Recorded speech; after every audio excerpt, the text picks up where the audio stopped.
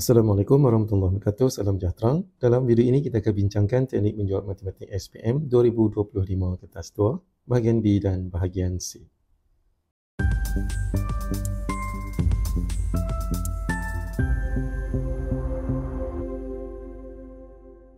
Dalam video ini kita akan bincangkan soalan percubaan dari negeri Perak. Soalan nombor 11A. Baca anda menunjukkan dua buah sisi 4 ABCD dan PQRS. Sisi 4 PQRS ialah imej bagi sisi 4 ABCD di bawah satu pantulan. Nyatakan sudut sepadan bagi sudut PQR dan sisi sepadan bagi RS. Jadi lihat untuk soalan pertama, sudut sepadan bagi sudut PQR.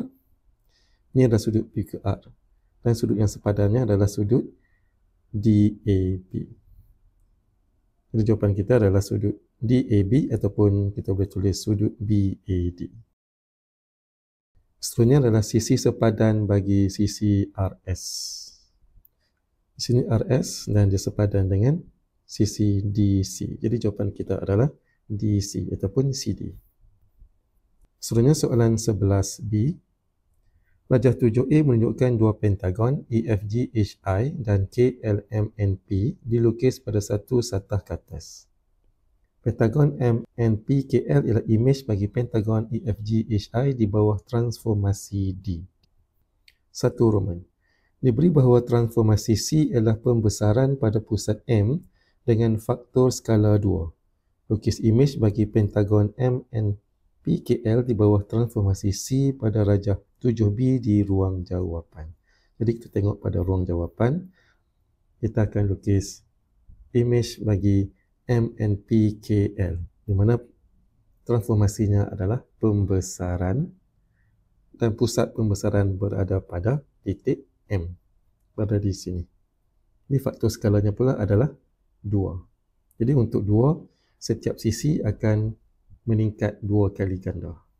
Kita ambil sisi yang pertama, contohnya kita ambil sisi MN di sini. Asalnya adalah 2 penjuru macam ni. Jadi kita akan tambah lagi satu penjuru yang sama macam ni. Jadi akan jadi panjangnya macam ni. Iaitu meningkat 2 kali ganda macam ni. Jadi kita akan mula lukis macam ni. Itu untuk sisi MN. Jadi kita akan labelkan sebagai N tanda. Seterusnya kita ambil sisi ML. ML di sini 3 penjuru. Jadi kita akan tambah lagi 3 penjuru. Jadi kita akan sampai di sini. Jadi kita akan lukis dia di sini sampai di sini. Dan kita akan labelkan sebagai L tanda. Kemudian untuk LK pula.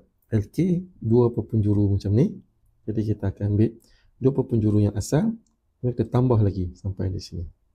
Ini adalah K tanda di sini. Kemudian yang seterusnya adalah garis PK. Garis PK kita ada 2 kotak. Jadi untuk imej dia akan jadi 4. Jadi 1, 2, 3, 4 akan berada di sini untuk P tanda. Kemudian untuk sisi yang terakhir, sisi NP, kita akan terus sambung N tanda dengan P tanda. Jadi ini jawapan kita untuk soalan B, 1 Roman. Seterusnya soalan 2 Roman. Seterusnya perihalkan selengkapnya transformasi D. Jadi sebelum transformasi pembesaran, dia perlu lakukan satu transformasi sebelum besar. Jadi pada ini objek, dia akan ke sini sebagai imej. Dan kalau kita lihat antara objek dan imej, dia merupakan satu putaran. Jadi putarannya adalah putaran 180 darjah. Sebab kita ambil EFG di sini. Dia berada di atas, kemudian dia sepadan dengan KLM. Dia berada di bawah. Jadi atas dan bawah itu merupakan putaran 180 darjah. Jadi seterusnya kita akan dapatkan pusat putaran. Untuk mendapatkan pusat putaran untuk 180 darjah, kita akan sambungkan bucu yang sepadan. Sini kita akan ambil bucu yang sepadan adalah bucu F dengan L. Kita sambung. Kemudian kita pilih lagi bucu yang sepadan. Kita ambil bucu N dengan H. Dan di sini kita nampak ada titik persilangan di antara dua garis tersebut. Jadi di sini merupakan pusat putaran. Mana koordinatnya adalah 9, 3. Jadi transformasi D adalah putaran 180 darjah pada pusat 92. Seterusnya soalan B3 Roman. Diberi bahawa pentagon AFGHI mewakili satu kawasan yang mempunyai luas 30 meter persegi. Hitung luas dalam meter persegi kawasan imej bagi pentagon MNPKL. Jadi di sini kita akan dapatkan luas imej. Untuk mendapatkan luas imej, kita akan gunakan rumus luas imej sama dengan K kuasa 2 darab dengan luas objek. Jadi untuk K adalah 2 kuasa 2. Kemudian diberi kepada kita luas objek adalah 30. Jadi kita terus tekan kalkulator, kita akan dapat 120. Baiklah, seterusnya terlihat pula dari segi pemberian markah untuk soalan nombor 11A. Untuk sudut sepadan kita akan dapat 1 markah dan untuk sisi sepadan 1 lagi markah. Dan seterusnya untuk soalan 11B1 Roman, kita melukis imej, kita akan dapat 3 markah. Kemudian untuk soalan B2 Roman, ternyatakan putaran berserta dengan pusat, kita akan dapat 2 markah. Kemudian untuk soalan B3 Roman, langkah pengiraan, kita dapat 1 markah dan jawapan 1 lagi markah. Dan kita akan dapat 9 markah untuk soalan nombor 11. Seterusnya soalan nombor 12A. Diberi bahawa set semester X di antara 15 sehingga 25. X ialah integer. Set P ialah nombor perdana. Set Q gandaan 4. Set R nombor dengan keadaan hasil tambah 2 digitnya kurang daripada 7. 1 Roman. Senaraikan semua unsur bagi set P dan set R dengan menggunakan tata tanda set. Jadi kita tengok dulu untuk set P. Set P merupakan nombor perdana di antara 15 sehingga 25. Di nombor perdana kita akan bermula dengan nombor 17, 19 dan juga 23. Seterusnya untuk set R iaitu nombor dengan keadaan hasil tambah 2 digitnya kurang daripada 7. Jadi nombornya adalah 15, iaitu 1 tambah 5 sama dengan 6. Kemudian 20, jadi 2 tambah 0 dapat 2. Kemudian 21, 22, 23 dan 24. Sebenarnya untuk soalan 12A 2 Roman. Seterusnya, lukiskan merajah Venn untuk mewakili set semester, set P, set Q dan set R. Jadi di sini dia juga melibatkan set Q. Jadi kita kena senaraikan juga unsur yang ada di dalam set Q. Jadi set Q ini merupakan gandaan 4 di antara nombor 15 sehingga 25. Jadi akan bermula dengan nombor 16, 20 dan 24. Kemudian kita akan lukis untuk set semester terlebih dahulu. Kita akan buat kotak selalunya. Kita labelkan sebagai set semester. Kemudian dalam set semester ini kita ada set P, set Q dan juga set R. Jadi sebelum kita lukis, kita akan tengok dulu adakah set ini saling bertindan.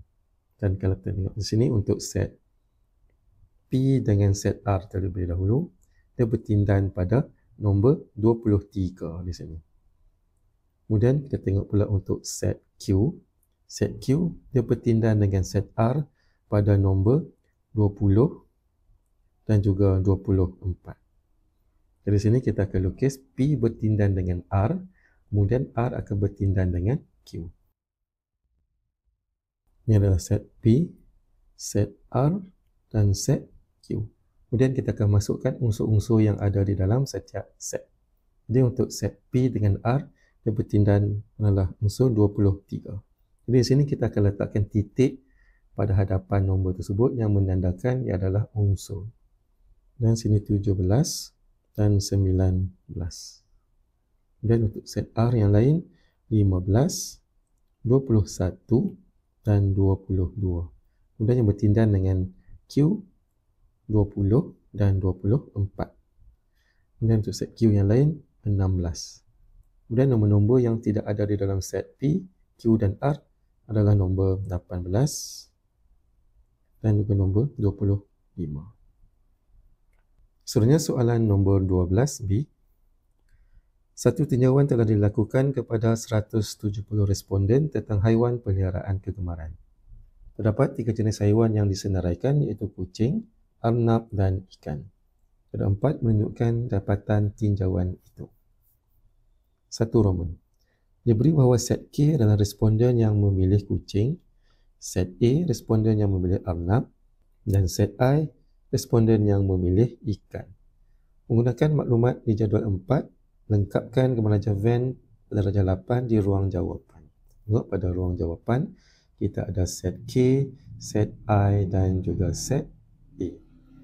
Jadi untuk melengkapkan gemarajah Venn ini, kita akan tengok persilangan ketiga-tiga set ini terlebih dahulu.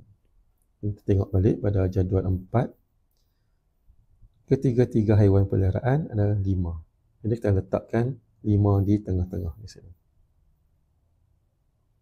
Kemudian seterusnya kita tengok ikan sahaja ada 9. Jadi kita letak pada set I yang tidak bersilang dengan mana-mana set 9 di sini.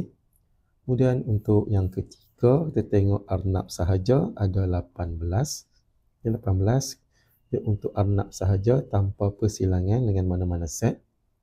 Kemudian yang seterusnya, arnab dan ikan ada 30. Ini adalah persilangan di antara set A dan juga set I sama dengan 30.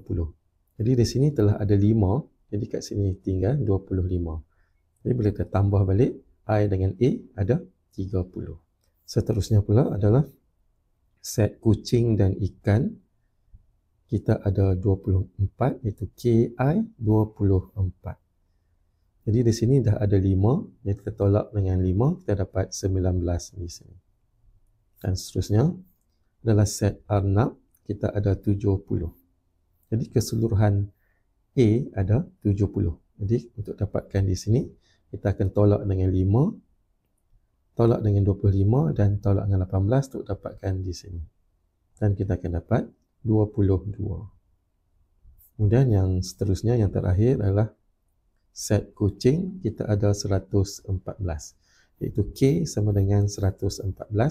Jadi kita ambil 114 tolak dengan 19, tolak dengan 5, tolak dengan 22, dan kita akan dapat 68. Seterusnya untuk soalan B2 Roman. Seterusnya hitung bilangan responden yang tidak memilih sebarang haiwan peliharaan. Jadi di sini dia ada 170 responden keseluruhannya. Jadi untuk menentukan bilangan yang tidak memilih sebarang haiwan peliharaan, kita akan ambil 170. Kemudian kita akan tolak dengan semua nilai-nilai yang ada di dalam gemarajah Venn kita ini. Dan kita akan dapat 4. Jadi di sini untuk jawapan kita pada B1 Roman tadi, kita kena letak 4 yang tidak mewakili set I, set A dan juga set K. Baiklah, seterusnya terlihat pula dari segi pemberi markah untuk soalan nombor 12 A1 Roman. Kita senaraikan unsur bagi set P 1 markah, set R 1 markah. Kemudian untuk soalan 12A 2 Roman, kita melukiskan gemarajah Venn, kita akan dapat 3 markah. Sebenarnya untuk soalan 12B 1 Roman, kita melengkapkan gemarajah Venn di sini, kita akan dapat 3 markah. Kemudian untuk soalan B2 Roman, kita akan dapat 1 lagi markah. Dan kita akan dapat 9 markah untuk soalan nombor 12. Seterusnya soalan nombor 13. Jadual 5 menunjukkan taburan markah bagi 40 orang murid kelas 5 usaha dalam satu ujian matematik. Soalan A. Berdasarkan data di jadual 5, lengkapkan jadual 6 di ruang jawapan.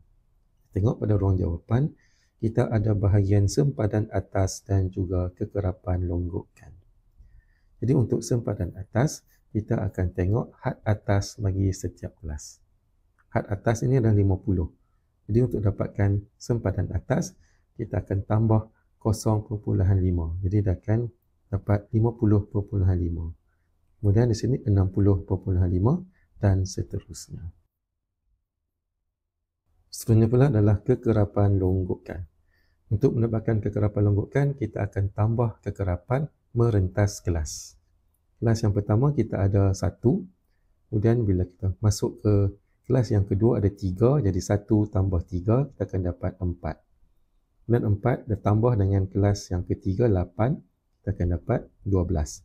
Dan kita akan buat untuk kelas-kelas yang seterusnya. Jadi kekerapan longgokan kita akan bermula dengan 0 di sini. Kemudian seterusnya 1, 4, 12, 25, 34 dan 40. Seterusnya soalan 13B. Untuk carian soalan ini, gunakan kertas graf yang disediakan. Menggunakan skala 2 cm kepada 10 markah pada paksi X dan 2 cm kepada 5 orang murid pada paksi Y, lukis satu ogif bagi data tersebut. Jadi untuk paksi X di sini, kita akan menggunakan sempadan atas. Kalau untuk paksi mencancang ataupun paksi Y, kita akan gunakan kekerapan longgokan. Jadi pertama sekali kita akan lukis dulu paksi X dan paksi Y. Jadi untuk paksi X, kita akan mulakan dengan sepadan atas 40.5.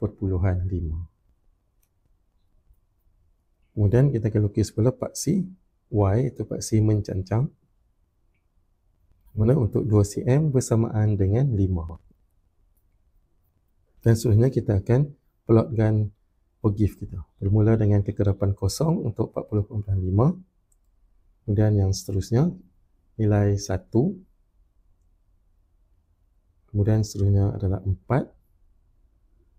Kemudian kita akan buat untuk nilai-nilai yang seterusnya.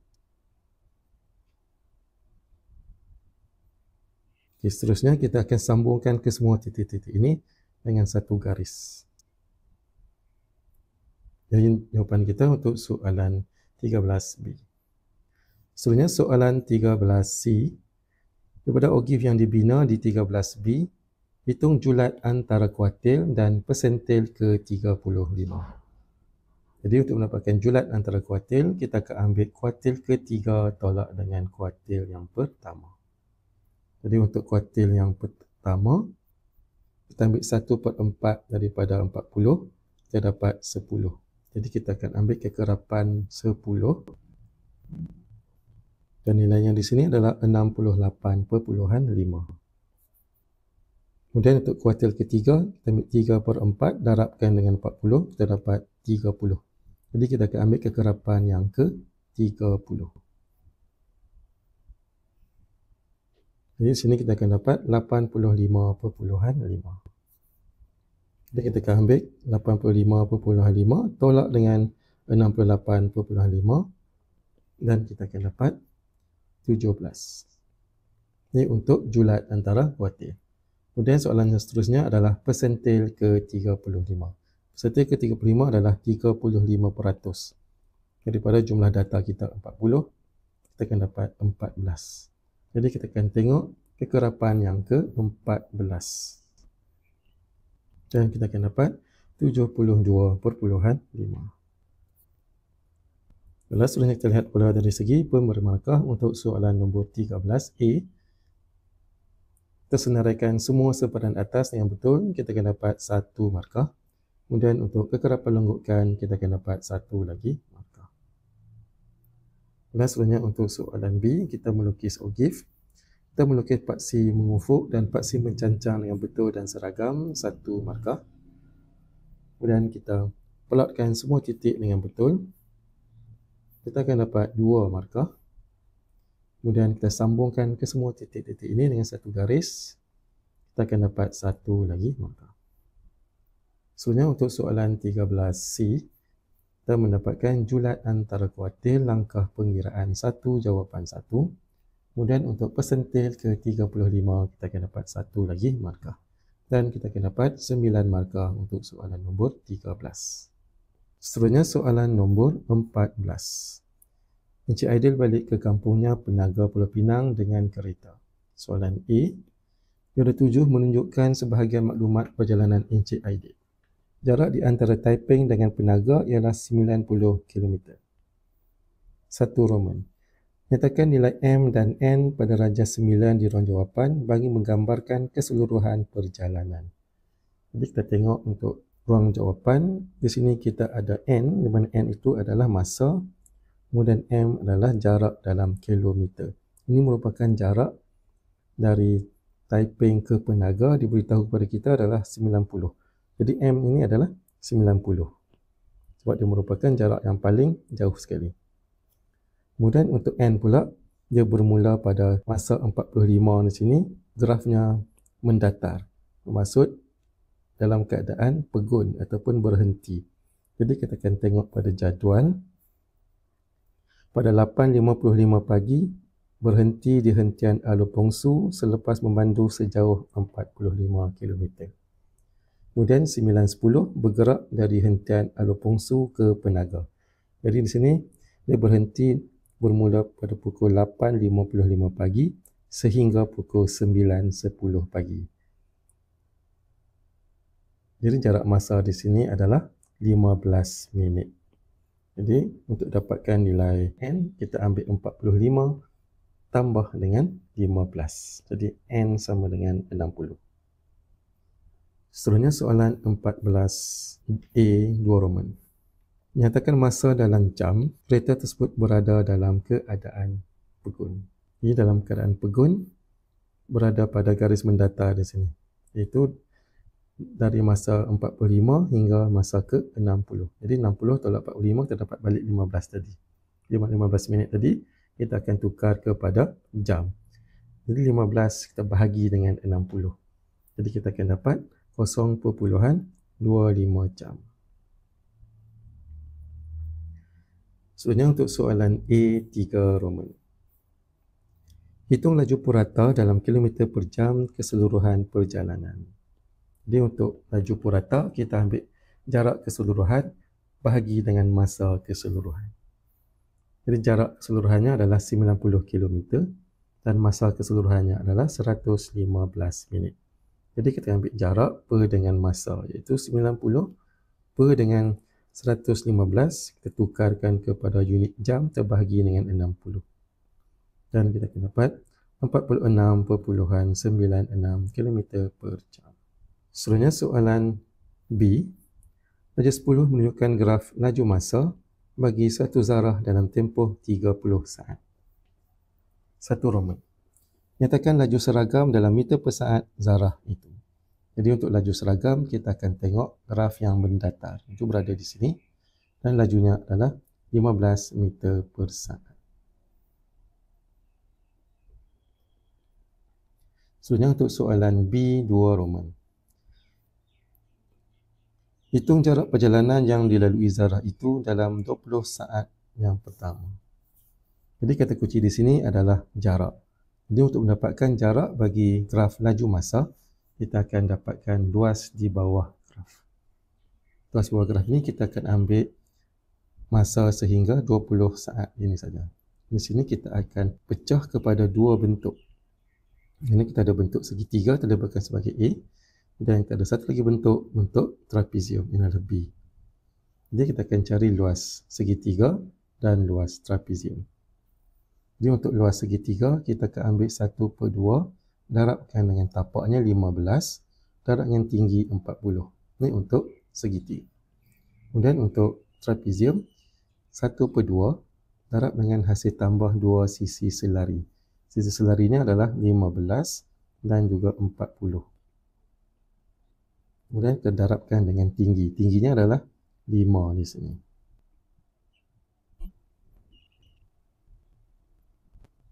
Dan kita akan dapat 437.5. Atau kita boleh tulis 437 1/2. Lalu seterusnya kita lihat pula dari segi pemberian markah untuk soalan nombor 14A.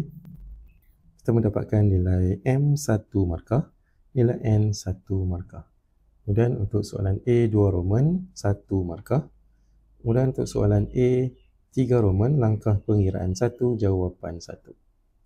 Seterusnya untuk soalan 14B 1 Roman 1 markah. Kemudian untuk soalan 14B 2 Roman langkah pengiraan 1. kita dapat 2 markah. Dan jawapan akhir 1 lagi markah.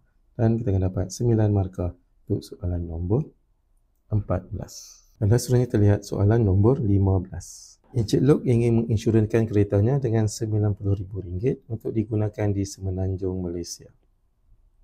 Kapasiti enjin dan NCD keretanya masing-masing ialah 1800cc dan 35%.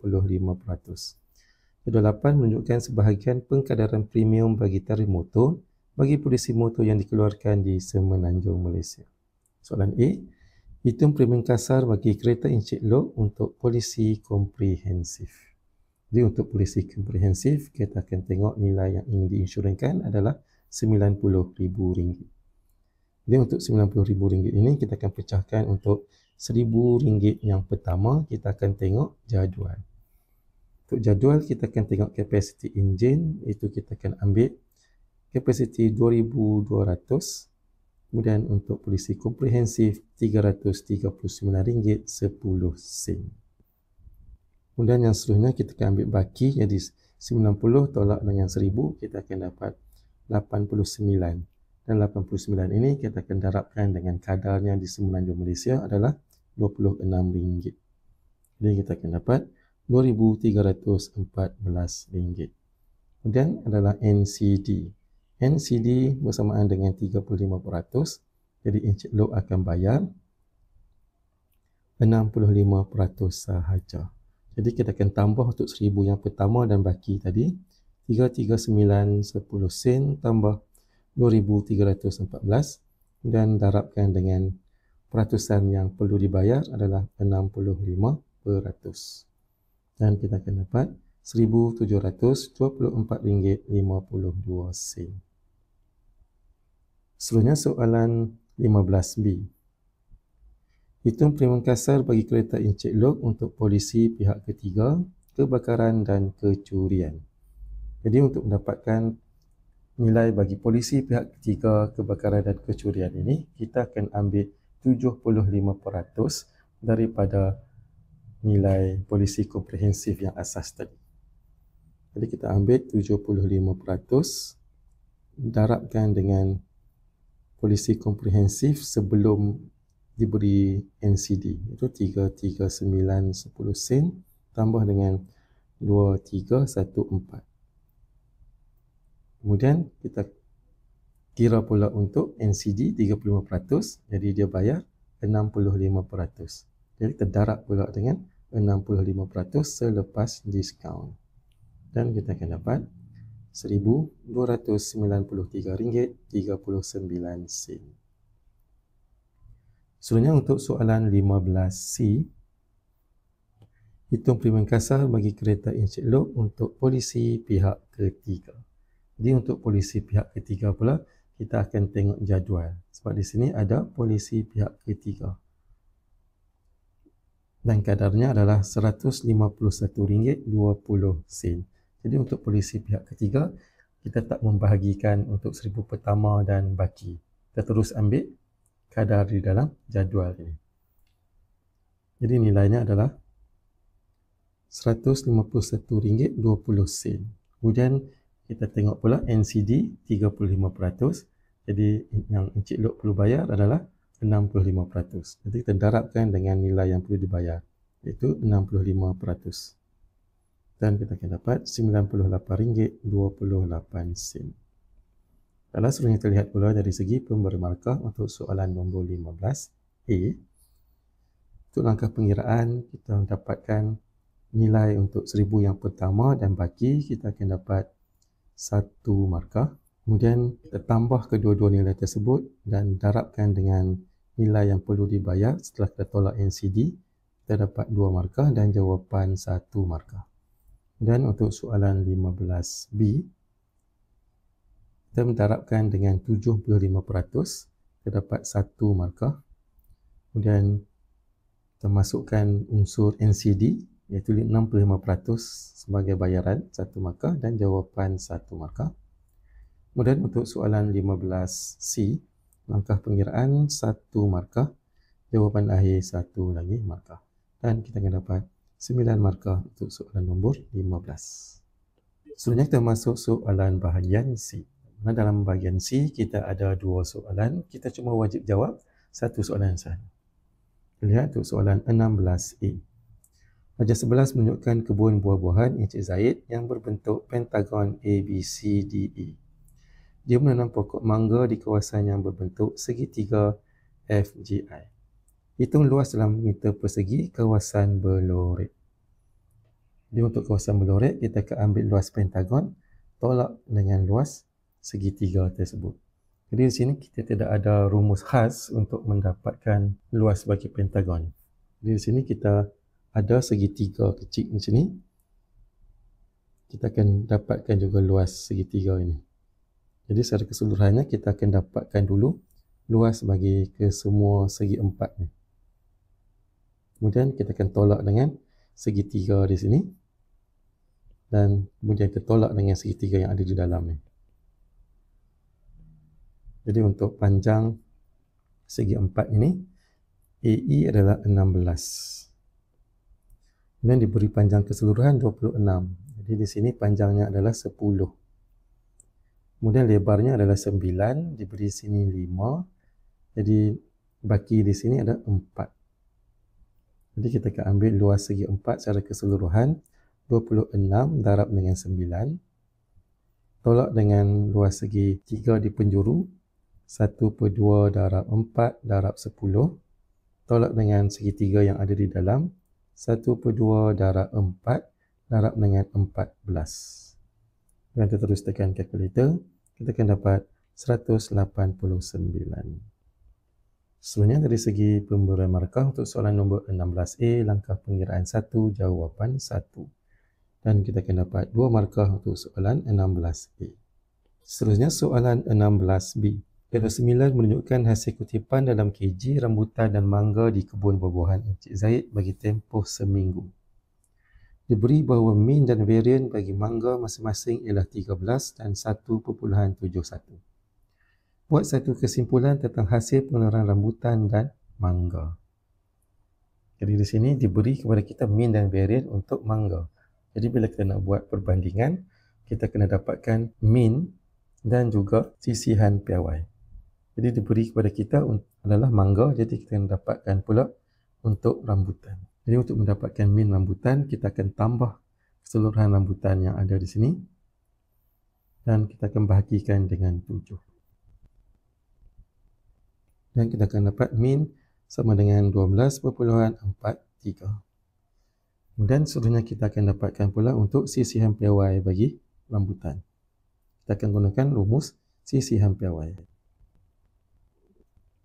Dan kita terus tekan kalkulator, kita dapat 1.67. Dan sini kita akan membuat perbandingan di antara mean dan sisihan piawai mangga dan juga rambutan. Jadi di sini diberi kepada kita adalah varian mangga 1.71. Jadi untuk mendapatkan sisihan piawai bagi mangga, kita akan punca kuasa 2 kan 1.71 ini. Jadi kita akan dapat 1.31. Jadi di sini dari segi sisihan piawai, kita dapati bahawa sisihan piawai bagi mangga adalah lebih rendah berbanding dengan sisihan piawai bagi rambutan. Jadi kita boleh membuat kesimpulan bahawa pengeluaran buah mangga lebih konsisten. Sebenarnya dari segi pemberi markah untuk soalan nombor 16B, kita mendapatkan mean bagi rambutan 1 markah. Sebenarnya kita dapatkan nilai sisihan piawai bagi rambutan 1 markah. Kemudian kita dapatkan sisihan piawai bagi mangga 1 markah. Dan jawapan akhir 1 lagi markah. Dan kita akan dapat 4 markah untuk soalan 16B. Balas seterusnya kita lihat soalan 16C. Cik Farid ingin membina sebuah taman permainan bersebelahan dengan kebun buah-buahan Encik Zaid. Taman tersebut akan dibina dalam bentuk bulatan dengan diameter 20 meter. Soalan 1 Roman. Hitung panjang pagar dalam meter yang diperlukan untuk mengelilingi taman tersebut. Berikan jawapan akhir anda dalam 2 tempat perpuluhan. Jadi di sini kita akan dapatkan lilitan bagi bulatan. Jadi kita akan menggunakan rumus 2 pi j ataupun pi d. Jadi di sini cikgu akan gunakan rumus pi d. Pi adalah 22/7 dan diameternya adalah 20. Dan kita akan dapat 62.86. Seterusnya soalan 2 Roman. Jika kos membina pagar ialah RM12 per meter, hitung kos keseluruhan pagar. Jadi kita akan ambil jawapan pada 1 Roman tadi. 62.86 kita darabkan dengan kos RM12. Dan kita tekan kalkulator dan kita akan dapat RM754.32. Seterusnya dari segi pemberian markah untuk soalan C1 Roman, langkah pengiraan 1 jawapan 1. Untuk soalan 2 Roman, langkah pengiraan 1 jawapan 1. Dan kita akan dapat 4 markah untuk soalan 16C. Seterusnya soalan 16D. Encik Farid dan Encik Hafiz telah menghadiri satu majlis makan malam. Sebanyak 10 pakej percutian, 12 barangan elektrik dan 18 hamper disediakan sebagai cabutan bertuah. Encik Farid dan Encik Hafiz masing-masing memilih secara rawak cabutan bertuah pertama dan cabutan bertuah kedua.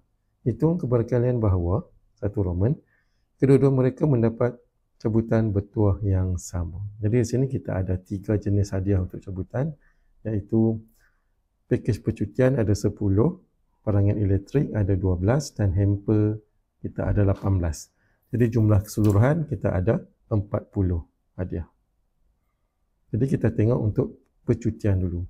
Kalau pilihan pertama adalah percutian, kita akan ambil 10 per dengan 40. Kemudian pilihan kedua akan jadi 9 per 39. Ini untuk percutian. Kemudian kita tengok pula kalau hadiahnya adalah barangan elektrik, iaitu 12 per 40 darabkan dengan 11 per 39. Kemudian yang ketiga adalah hamper.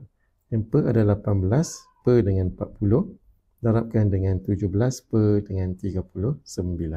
Dan kita akan dapat 22 per 65. Seterusnya untuk soalan 2 Roman. Sekurang-kurangnya seorang daripada mereka mendapat barangan elektrik. Di sini adalah kombinasi barangan elektrik mesti sekurang-kurangnya seorang dapat.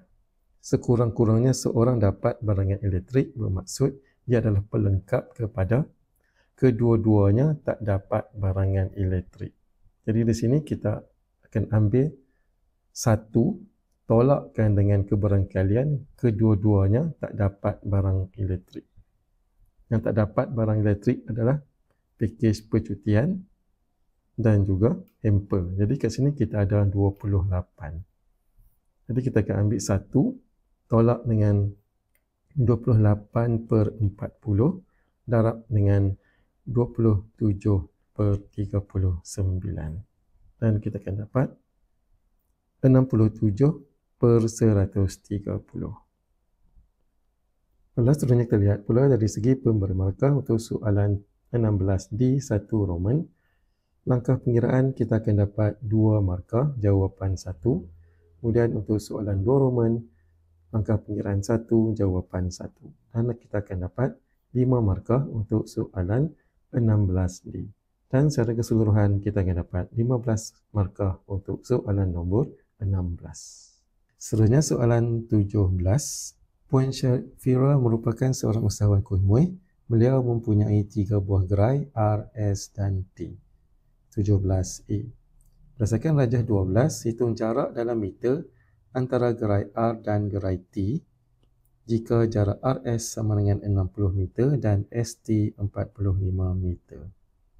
Jadi di sini kita tengok untuk jarak di antara gerai R dan S adalah 60. Kemudian jarak di antara S dengan T adalah 45. Dan kita kena dapatkan jarak R dan juga T. Jadi R dengan T kita tengok sini, kita akan membentuk segitiga bersudut 90 darjah.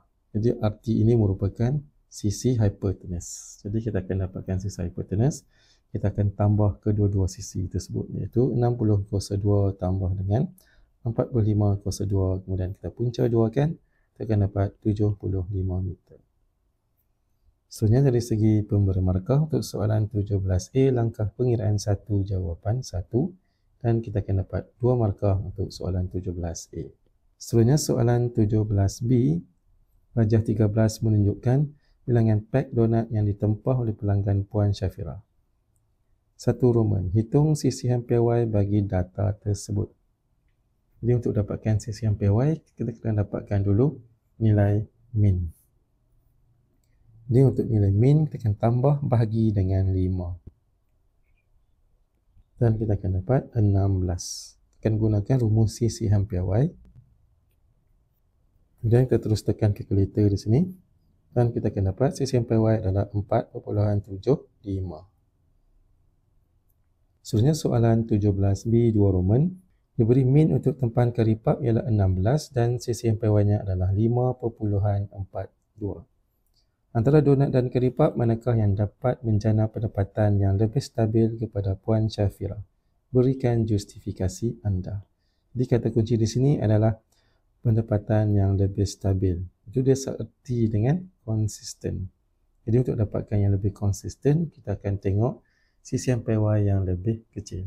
Jadi di sini CC hampir yang lebih kecil adalah donat. Jadi jawapan kita adalah donat. Justifikasinya kerana tempahannya lebih konsisten.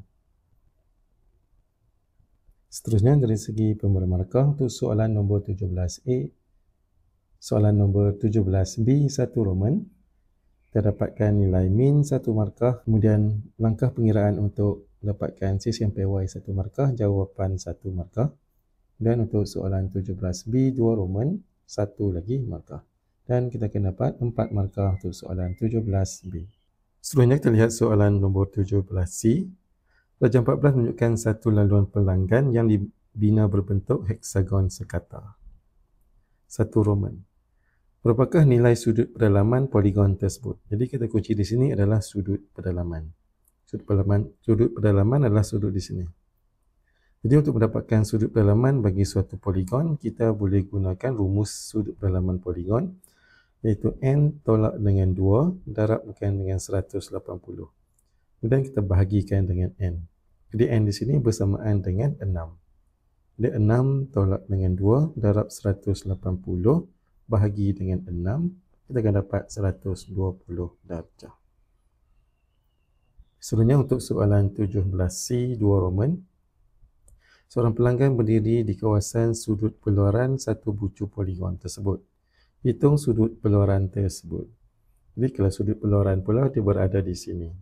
Dia adalah sudut yang bersebelahan dengan sudut pedalaman. Jadi kalau sudut pedalaman tambah dengan sudut peluaran akan dapat satu garis lurus iaitu 180. Jadi untuk mendapatkan sudut peluaran kita ambil sudut 180 tolak dengan sudut pedalaman.